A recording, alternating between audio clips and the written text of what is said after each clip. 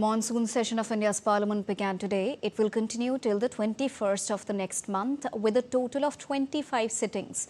The lower house paid tribute to the innocent lives lost in the horrific Pahalgam attack and to the victims of the Air India crash that took place in Ahmedabad. The house also paid tribute to the lives of the persons who lost their lives in floods due to incessant rainfall. In the upper house, the Minister for Civil Aviation, K. Ram Mohan Naidu, informed that the Aircraft Accident Investigation Bureau follows a definitive rule-based process and is totally unbiased in probing Air India plane crash. He further added that this is the first time that a black box has been decoded in India.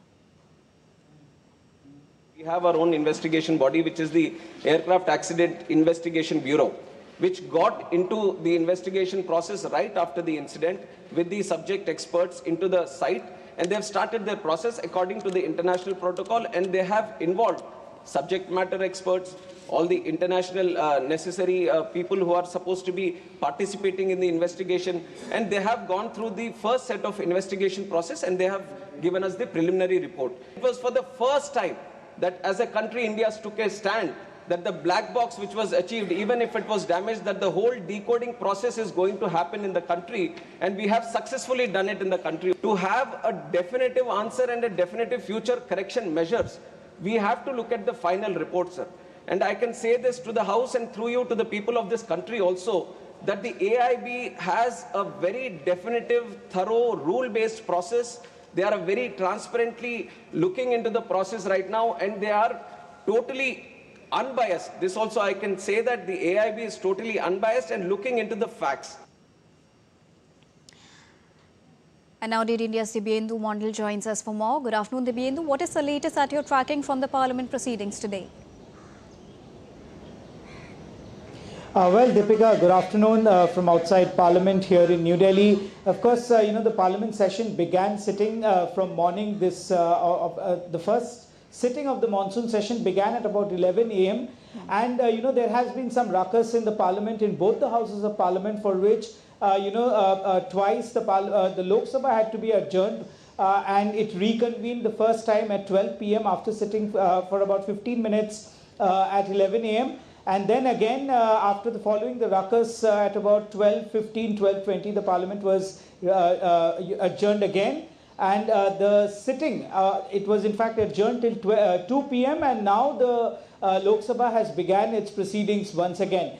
But having said this, Deepika, remember the most important part where if we talk about the ruckus that has been created inside both the Houses of Parliament, despite the fact that Prime Minister Narendra Modi had appealed this morning to the opposition parties to show unity when it comes to conducting legislative business in the Parliament, because Parliament is a very, very crucial part of parliamentary democracy where important debates and discussion needs to take place. So therefore, he had urged all the opposition parties to come in and show solidarity, in fact, unity, and stand in unity for the development of Bharat as they had shown during Operation Sindoor. So therefore, it seems that the opposition did not heed to this, and they had taken up the tactics they had designed, or the strategy that they had formulated for this particular session, and ruckus did follow in both the Houses of Parliament. But also to the fact that the Prime Minister, during his address to the media this morning, also spoke about how he spoke about the valor of the Indian Armed Forces and how Operation Sindoor was carried out with precision from the Indian Armed Forces. This is one of the most disciplined and the most advanced armed forces in the world, and therefore striking deep inside Pakistan was something that needs to be applauded by all politicians, parliamentarians across different political parties, and they did do that during that point in time, and he expected that the oppositions would show the same sense of unity for India in the parliamentary sessions as well. All right, thank you so much, Dibyendu, for joining us straight from the Parliament and getting us up to speed with the current proceedings. And now let's move on to Mr. Shekhar Iyer, who is the senior journalist and joining us at this afternoon broadcast to get you more on the latest development. Good afternoon, Mr. Iyer. Thank you so much for joining us here at this afternoon broadcast. Talking about today's Parliament proceeding, today's day one, and Prime Minister Narendra Modi's speech outlined a lot of pressing issues. And to begin with Operation Sindoor, where Prime Minister outlined the success of Indian Army, but also hailed the fact that how all political parties stood united in India's fight against terrorism and worked towards the global outreach program together. How should that set the tone for the Parliament session, because that is a win-win situation for the entire country and is not at all party specific? Mr. Iyer. Thank you, Deepika. Well, what we saw today was that, in fact, the Prime Minister set the tone for this monsoon session, because this session is happening at a very, very crucial time and after very significant developments, particularly the successful operation against the terrorists based in Pakistan under Operation Sindoor, and followed by an outreach team by parliamentarians from across parties traveling to different capitals of the world to convey India's strong message against terrorism. And also the Prime Minister referred to the other changes that are taking place in this country in terms of economic developments, in terms of economic inputs. In fact, he referred to the good monsoon we are having currently, which the Prime Minister described as a season of monsoon is usually means regeneration, a sign of natural regeneration. In the sense, there is a whole outlook is very positive, and he wanted a good debate where all these things can be taken up. We saw yesterday there was an all-party meeting where the government conveyed its readiness to discuss all issues, whatever that was agitating the opposition fight. But unfortunately, when the Parliament opened today, we saw that all the kind of understanding that appeared to have been reached yesterday seemed to vanish in the thin air, because opposition was back to resorting to not to allow discussion, not to go for a structured debate on various issues. That's a very unfortunate part, because the government is not saying they are not going to discuss. They are willing to discuss everything. But then all that government was saying that there is a procedure in which there is a business advisory committee which meets, and that will be meeting today. And that set time for each of these debates. And Prime Minister also mentioned about the challenges within, whether it is terrorism or Maoist violence, how India has been combating it. And gradually we have seen the area under which was under Maoist influence is shrinking day by day, and only a few pockets are left. The government has set a target of March of 2026 as the time by which it expects to eliminate whatever little resistance in the name of Maoism. Right. We will talk about that also, but first of all, talking more about Operation Sindoor. Now, through Operation Sindoor, India once again showed its prowess in India's capabilities, where today Prime Minister Modi highlighted that made in India weapons showed their mettle during the hostilities. Now, the speed at which India is growing, including the example of UPI and especially rising with setting an example at crucial hours, doesn't that speak volumes about India's growth already, leaving no question mark on government's intent and growth plan, highlighting this ahead of the Parliament session? Definitely, the Prime Minister pointed out particularly, and there should be no doubt in anyone's mind as to the success of our military operation, Operation Sindoor. He said we had 100% success, in the sense the targets that we chose to eliminate were eliminated, causing immense damage to not just the terrorist infrastructure in Pakistan, but also the supporting military infrastructure. India initially did not want to target the military infrastructure, confining itself to the terrorist bases and terrorist launch pads. But then you saw Pakistan trying to make it out into a military conflict, and then they got a reply. This kind of resolve that the government of India has shown, our armed forces have shown, and also all the parties, rising to the occasion, keeping politics apart. But despite the Prime Minister's, readiness and willingness to take up all these issues in Parliament, somehow the opposition, particularly the leaders of opposition, whether it is in the Rajya Sabha or in the Lok Sabha, they somehow seem to be more focused on trying to make out as if things have gone out of control, things are not all right. And when the facts are to the contrary, that is the very unfortunate part, when a monsoon session should have begun with actually Parliament holding a very good debate and sending a message that when it comes to its integrity, territorial integrity, or when it comes to fighting terrorism, India will not tolerate any kind of violation.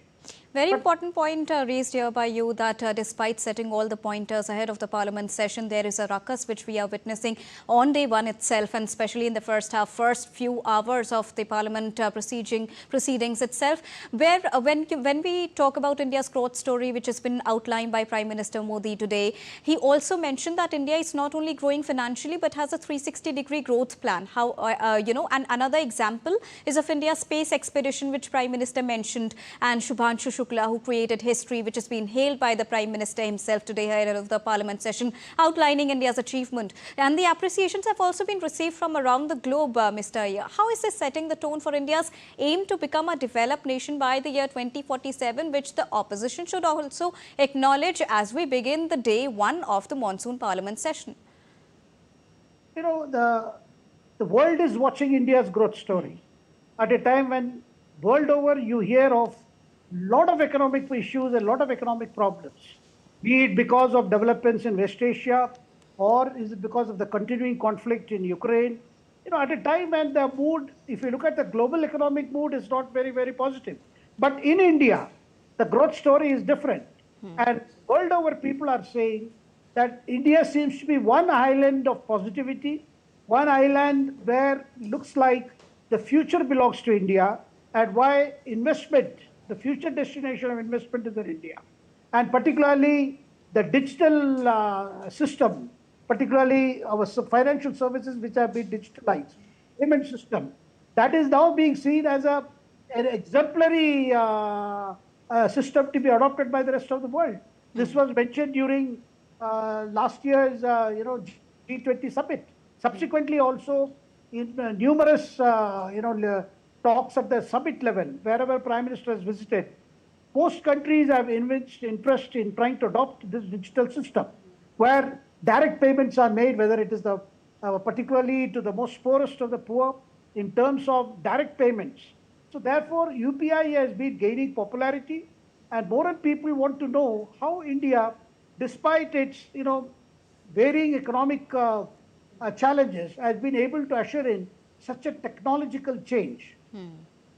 And also now let's talk about country's internal security, as you mentioned in the beginning, where Naxalism remains one of the contentious issue. And ahead of the Parliament session, Prime Minister highlighted that how red corridors are being transformed into green growth zones, and further stressed on government's resolve of a Naxalism-free country by the year 2026. Amidst all international issues, prioritizing Naxal-free zones is yet another tier in India's growth story, isn't it? Definitely, see, the battle against Maoism, the battle against the violence that has, afflicted at least 2 or 3 states, particularly in the areas inhabited by our tribal brothers and sisters. It has been, this movement has been, going on and on, where senseless violence has been unleashed against the poor tribals. And numerous attempts have been made to see that the fruits of development don't reach the interior areas.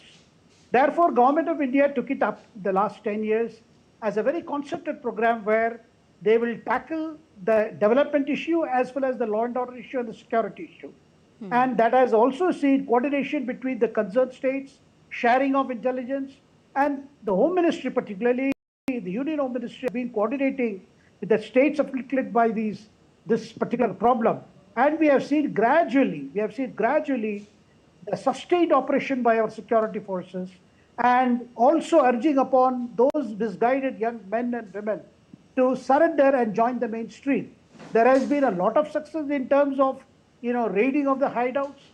Many Maoists have fallen to the security forces' sustained operation, and many others have also surrendered, wanting to take up a new life, understanding that the way forward for growth, way forward for economic uplift of the poorest to the poor is by participation and not by violence. That is why our story against the Maoist violence is a story of not just some kind of a security operation against men holding gun and weapon. This is a story about eliminating misguided youths who think they are bringing some great revolution, but in fact they have been only perpetuating violence, killing so many innocent people. All right. Thank you so much, Mr. Shekhar Iyer, for joining us and bringing us a rounded perspective on Prime Minister Narendra Modi's speech ahead of the Parliament session today and its proceeding on day one.